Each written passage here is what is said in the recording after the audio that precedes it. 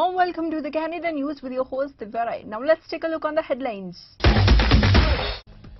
Punjab origin youngsters held in Canada for trying to extort money. All adults can book COVID-19 vaccine at select Ontario hotspot pharmacies. Police hand out tickets to dozen leaving anti-lockdown protest in Alberta. Now news in detail. 3 Punjab origin youths have been arrested in Canada for allegedly trying to extort money from an 18-year-old in the name of the country's revenue agency. Conspiracy to commit an indictable offence and possession of property obtained by crime. The victim received a call from a suspect claiming to be from the Canada Revenue Agency. The victim was instructed to attend a bank and withdraw USD 10,000 and then send the money by courier to Brampton address York Regional. Police said in a statement. Police also said a follow-up investigation found that others were involved and additional arrests were made. All the money was recovered and returned to the woman. Nearly 140 pharmacists started offering COVID-19 vaccines to all the adults in some Ontario virus hotspots this weekend, a shift made to align with provisional effort to protect the most vulnerable amid a third wave of infections. The province quietly announced the expanded eligibility on a provisional pharmacy vaccine booking webpage. The government website lists 78 pharmacy locations in Toronto and Peel region that now offer the Pfizer-BioNTech vaccine to people aged 18 and older. In Hamilton, Ottawa, Windsor and York region, 58 pharmacies are offering the Moderna shot to anyone in that age group. Vaccine seekers can search by postal code to find the local pharmacies administering shots and are advised to book online or contact pharmacy sites directly. RCMP ticketed protesters leaving an anti-lockdown rally outside the Central Alberta Cafe after the establishment was closed by health officials early in this week. Despite a pouring rain of preemptive court injunctions, hundreds gathered outside the Whistle Stop Cafe in the hamlet of Mirror for the Save Alberta Camp Out protest. Demonstrators were there to support cafe owner Chris Scott and challenge public health orders meant to curb the spread of COVID-19.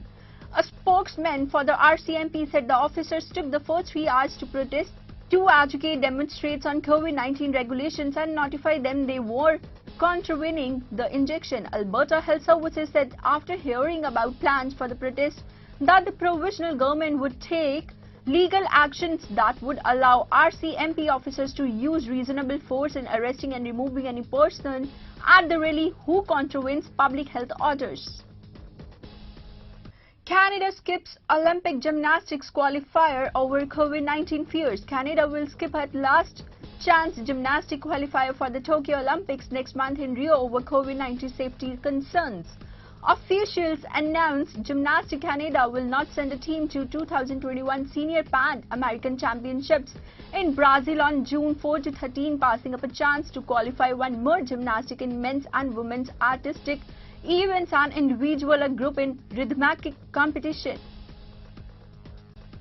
Surrey poultry farm ordered closed after 29 staff test positive for the virus. The Surrey poultry plant has been ordered to temporarily closed because of a COVID-19 outbreak. The Fraser Health Authority says 29 staff members have tested positive for the virus at Sunrise Poultry Processes. Public Health has issued a closure order for 10 days. Health officials say they will continue to monitor for additional cases and a case and contact management is ongoing.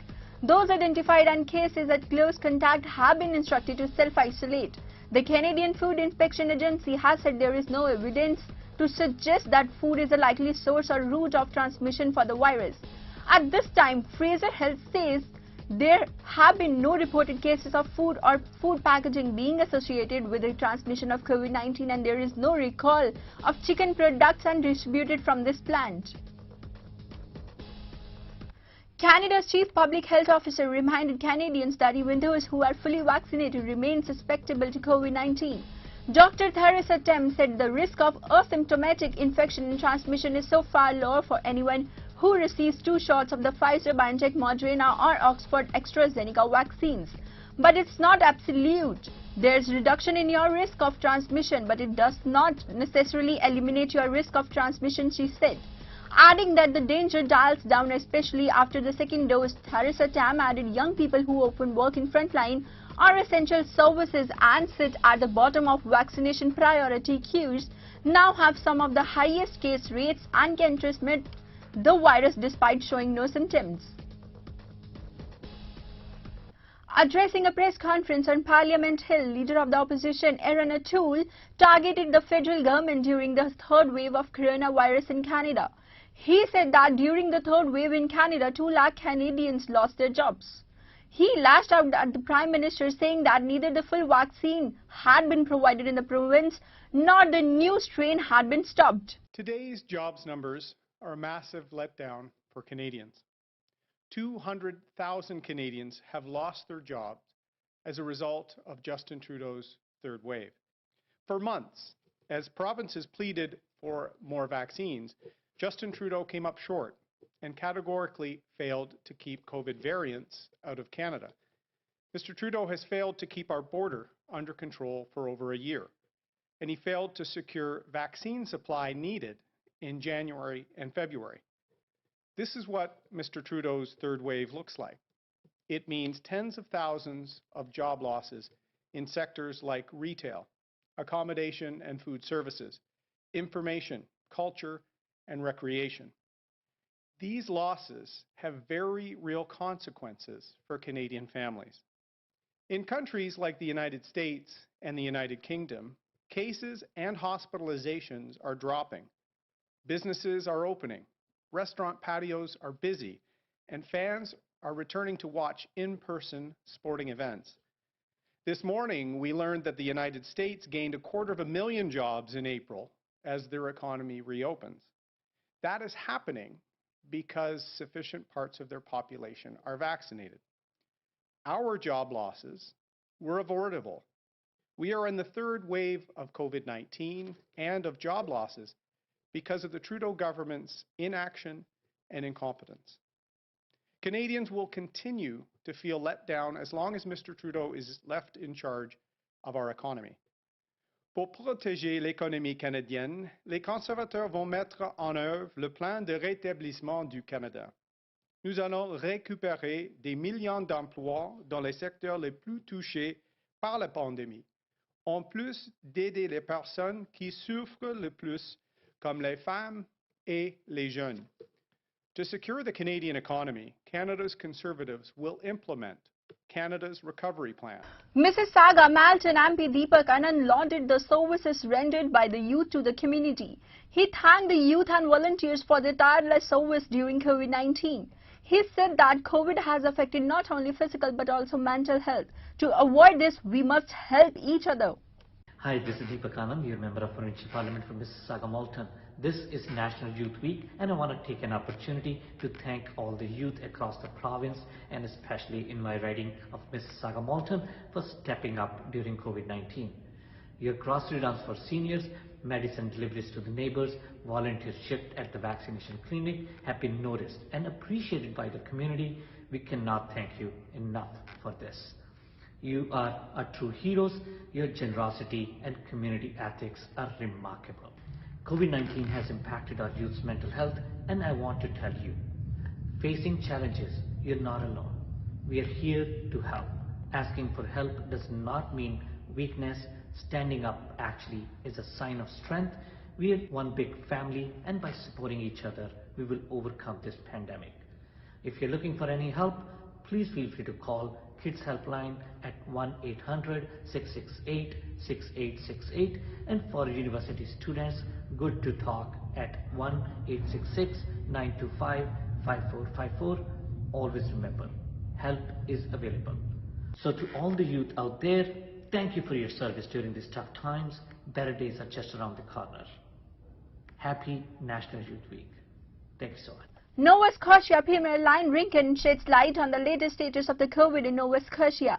He said that 227 cases have been reported in Nova Scotia today and confirmed the death of one person who was 17 years old. Good afternoon, everyone. Today is another difficult day for Nova Scotia, a very difficult day. Unfortunately, we're going to have to report another death due to COVID-19. One death, a person in their 70s, has died at home. On behalf of all Nova Scotians, I want to extend my deepest sympathies and condolences to the family and friends of that individual. More bad news, unfortunately. We are reporting officially 227 cases today. That's 227 more infected people, mostly in HRM. And it is a sign that, of course, the variants are still very much on the move across our province. Add to that is there is still more than over 200 other cases that still need to be entered, that are positive cases sitting to be entered into the system. Our system is still catching up, but we will continue to have, obviously, high numbers for the next several days. If you've been tested and are waiting for your results, please stay isolated to stop the spread. We have to assume the variants are in every community of our province, and we need to stop that spread. That means we have to stop our movements. We have to do what we did in the first wave. I'd say even more than we did in the first wave. And today we are locking down with even more tighter restrictions. Effective 8 a.m. tomorrow, our border becomes even more closed for the whole month of May. That's no coming in and out unless it's absolutely essential. If you bought a house and are moving here, you'll have to wait. If you have a closing date, you'll have to do that virtually. If you want to spend your summer here or go to a summer home, you cannot do that right now. Delay your trip. If you're an essential service worker, of course, and you have a medical, legal, or childcare commitment, that's the only exception. If you are a snowbird or a student returning to your permanent residence, you can come home, but you must still follow the protocols, including proving that that's your status. And there will be penalties if those are lying or if they have falsified documents. You can be fined the $2,000. Manitoba Premier Brian Plaster introduces a pandemic sick leave program which will be run jointly by the provincial and federal governments. He said under this program, employees will be provided $600 for 5 days off. We've got some tough weeks ahead of us, but it should not be said that Manitobans haven't done their best. Most have, and I say thank you to them. You made a lot of sacrifices. You've given your best efforts to get us in the right position to recover. You've bent the curve successfully. We need to do that again now. Our government has been focused on being ahead of the curve too. We've learned as we've gone, and we've done our very best to strengthen the mechanisms that are at our disposal with some of the toughest enforcement in the country. I'll talk more about that in a minute. With very strong restrictions compared to most other jurisdictions across the country, many of which we maintained throughout this pandemic. Travel restrictions, for example, and others.